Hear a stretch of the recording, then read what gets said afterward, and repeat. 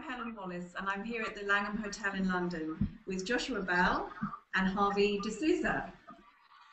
And this is the first in a series of Google Hangouts that the Academy of St. Martin's are doing. And of course, Joshua Bell is the music director of the Academy of St. Martin, and principal first violinist is Harvey D'Souza. And we're joined by 6 friends from around the world for this first Google Hangout. And they'll be joining the discussion as we go on. So I wanted to start, Joshua, by asking that you've released a recording recently of Beethoven's 4th and 7th symphonies, and there are many, many recordings out there now. And why did you feel it was right for you to do another one? When I became music director, we thought, let's make a recording, and it was the most obvious thing to do because it's what we did the most, and we really felt like we were in a place where we could do it. And I know it was rather bold. My first statement as a music director to do Beethoven, which has been done so many times. Everything's been done thousands of times. Everything's been recorded, been performed. So you have to feel like you've got something really important to say. I guess you have to have a very big ego, I guess, to get up on stage and say, we're going to show you how to play Beethoven's 7th Symphony, which everyone has heard a million times.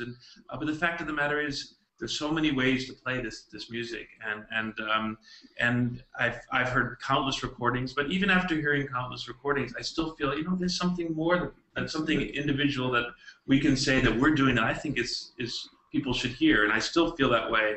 And some may say that's big ego. I don't know, but it's very important that you have that feeling, that for it to be convincing. And some people will like ours, some people will prefer others, but that's what's so great about classical music, is that you can hear these stories retold over and over again. And Harvey, can you tell us a bit about how the Academy of St. Martin's works? Because it's not your average orchestra, is it? No, it isn't. In fact, I think the founding ethos of the Academy is based in chamber music. And I think that when Sir Neville Marriner started this orchestra, I think he got tired. It was a time in the history of music in the 1940s and 50s where everything was done huge scale. So they were doing, the performances of Handel's Messiah done with, 1,000-piece chorus and 2 symphony orchestras, and it was all this very, very big stuff. And I think Neville, who was actually the principal second violin of the London Symphony Orchestra at that time, got a little bit bored of all of this, and he wanted to get back to something that was much more intimate and making the connection with chamber music again. And so he started this, and it has always been an ethos of that. And as it has progressed, it just seemed natural, that now that we have Josh on board and doing the Beethoven symphonies, for example, we approach it in a very chamber music fashion, and that's the most exhilarating as a musician to be part of a symphony. To play a huge symphony like that is something else. I don't think, I had never experienced it before. This orchestra plays like just a big chamber ensemble, like playing a string quartet, that everybody sits on the edge of their seat and everybody's interacting and involved. And I just don't, myself, I've been playing with orchestras for 30 years, and I don't get that kind of feeling normally when I play with an orchestra. What are some similarities and differences between being a concert violinist and a music director? Well, I guess I never label myself as a concert violinist, even though that's what I do a lot of the time. I'm a musician, and I play sometimes with a concerto with orchestra, with a conductor, sometimes without a conductor. Sometimes I play chamber music, which has always been a big passion in my life. So directing a symphony is sort of an extension of everything I do.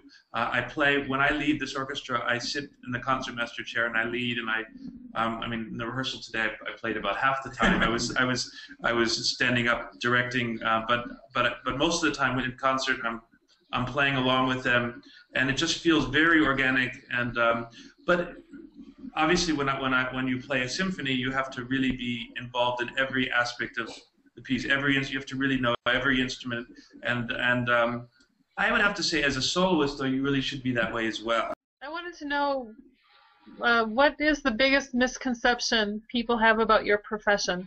Biggest misconception is that you have to be knowledgeable to hear music. Or there's this kind of elitist attitude towards classical music. And I think that is a huge misconception. Of course, like anything, like, you know, whether it's you know, if you have a love for painting, or if you have a love for pop music, or any kind of art form, you know, when you're drawn into it, and the more you get to know about it, you just very personally, you get more back from it. But I think it's completely wrong to think that it cannot speak to you, even if you don't know anything.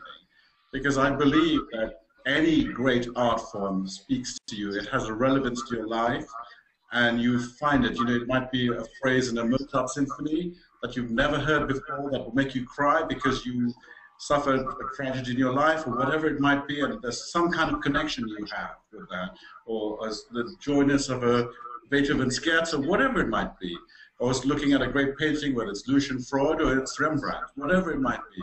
If it invokes an emotional reaction in you, the job is done. Well, thank you very much, everybody, for joining us, and for Joshua Bell for being here, and Harvey D'Souza. And it's time for us to wrap this up. Thanks again for being with us. Do look out for the CD of Beethoven's 4th and 7th Symphonies, which is really fantastic. It's out on the Sony label now. And they'll be playing Beethoven's 5th Symphony on Tuesday at Cadogan Hall in London.